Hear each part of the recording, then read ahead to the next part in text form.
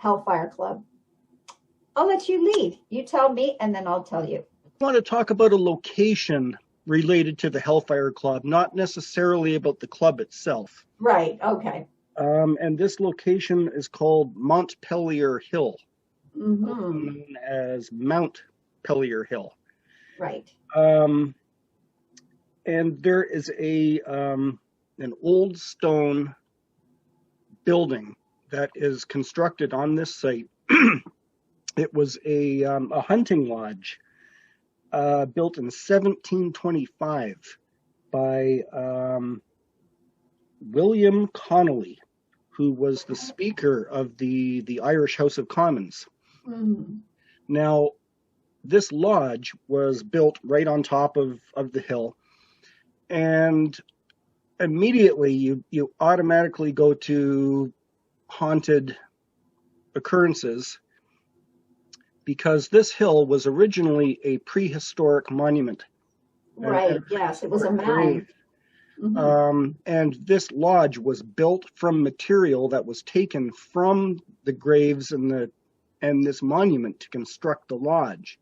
So right away, there's something that's going to create tremendous paranormal activity. So the Hellfire Club, they were the Irish Hellfire Club, not to be confused with the British Hellfire Club. That was a separate entity. Yes. They were founded in 1737, and they rented out this William Connolly hunting lodge as the location where they held their, quote, meetings, which were very dark, very, very ritualistic, according to the stories that have come out. A lot of what they say, dark rituals, satanic rituals. Sacrificing virgin rituals. Yeah. They had a black cat, which was their mascot, mm-hmm. which I understand, at least in folklore, was sacrificed along the way, along with everything else. And it's like, oh my God, this club was just something else. It was an interesting sort of removal from the church. Well, to say the least, yeah. Nicely, yes, to say it, with some poetic etiquette. It was intentionally created to be something very far from the Christian church, and it indeed appeared to be very far in its ideals and its sort of practices from the Christian church. So. Yeah. Yeah, and so they ran their, quote, meetings within this stone lodge building, and somewhere along the way, in their crazy antics, they set fire to the roof. And and burned the roof off, and they had to evacuate the building because Connolly had to repair the roof, and they ended up in somewhere on that property, something a building known as the Steward's House. Right. Yes. They took over. They took over another building that was on the property. Mm-hmm. And Killicky and the Steward's House.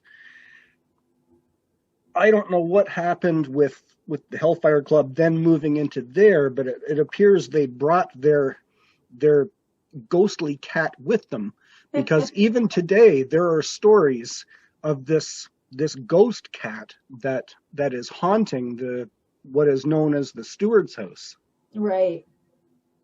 Well, it's an interesting thing too, right? Because the Hellfire Club, there was a number of Hellfire clubs in and around the sort of late 18th century. Each one of them had its own sort of, existence, right? They weren't really joined together. I think what it was the name was just something that appealed to a certain niche of people at the time. And let's just be very forward here. It was men. Because women were not allowed in the Hellfire congregation, so to speak. The only women were these women that were considered sacrificial maidens. And Yep, exactly. That's alluding to the fact that in the beginning, they weren't actually sacrificing them. They were taking their virginity. So, so rounding up young women who, they could essentially violate and take their virginity somehow made them feel like they were powerful men at the time. And the other thing is that later on, there could even have been some literal sacrifices of young women. So it's an interesting foray into what Hollywood has certainly picked up and ran with for many years after the fact. Did these people call themselves Satanists? No, they didn't actually. They didn't really see themselves as such, which is what Hollywood likes to depict this sort of, the concepts of the Hellfire Club. Let's talk a little bit about the building itself. I mean, there's a number of different locations for the Hellfire Club, and a number of different, as you said, there was a Hellfire Club in England. There's also a Hellfire Club in Paris. So each one of them, I suspect, was similar in its overall ideas, but a lot of it seems to be that the most sort of sinister, and I guess maybe, and this could be a prejudice too, right? Because this is coming from the British viewpoint against the Irish, right? So I kind of always take that with a grain of salt, because there's an awful lot of prejudice that could be thrown into that. But the Hellfire Club itself in Dublin was considered to be the most notorious of all of the Hellfire clubs. And the group's wild excesses sort of came under the attention of Jonathan Swift, who was a Christian. He railed against the Hellfire Club and described them as the following. This is what he says. He goes, "A brace of monsters, blasphemers, and bacchanalians, of whom Worsdale was the leader." So he wasn't really, I guess, up on the whole bacchanalia idea of, wild sex and drinking and all of these things. But what it does say is there was a lot of heavy drinking. It sometimes, sexual assaults were happening indeed. And on occasion, at least one recorded occasion, there was a murder of a young so-called virginous woman. So it's, by the one side, they say that there was satanic rituals going on, and that the members of the Hellfire Club were in a pact with the devil. And then there's the other side that says, no, we weren't. We just weren't part of Christianity. We didn't believe in Christianity. So without getting into the beliefs and all of the, because there's just, at this point in time, I think it's a murky quagmire of he said, depending on who it is that's saying it. But at the end of the day, the location itself, I think, is really the interesting spot, because it's actually originally the meeting place for the Hellfire Club was said to be at a place called the Eagle Tavern, and that was on Cork Hill in Dublin. And the tavern and the proprietor, Mr. Lee, were both, of a certain quality and yet very discreet. So they decided, though, that because they were in Dublin, it was a lot easier in the city of Dublin, let's just say in the core. It was a lot easier for people to sort of spy on them and get information and, figure out what, devilish things they were doing at the Hellfire Club. Makes sense. Yeah. Yeah. So they decided to kind of amalgamate, if you want to say, or rendezvous with other elite organizations like the Aughrim and the Hanover Club and also the Freemasons. So it says that, and I'm just going to read this because it's an interesting piece and I don't think that I can better sort of relay it in less words. It says, a night out along Cork Hill in the 1730s must have been lively and somewhat dangerous, as a number of competing groups, such as the Hellfire Club and the Blasters, haunted the area. They no doubt were attracted by a quantity of social establishments, and a survey of Dublin's 18th century shop signs lists no fewer than 6 taverns in close proximity to the Hellfire Club's favorite meeting place, which at that time was Eagle Tavern. Others included the Cock and Punch Bowl, the Globe, the Hoop, Jacob's Ladder, and Three Cranes. There's also a number of coffee houses that were frequented in the 18th century by dissolute dilettantes, especially Lucas Coffee House, that's mentioned in a number of accounts. And that was directly across from the Eagle Tavern. There was Solomon's Coffee House and St. Lawrence's Coffee House.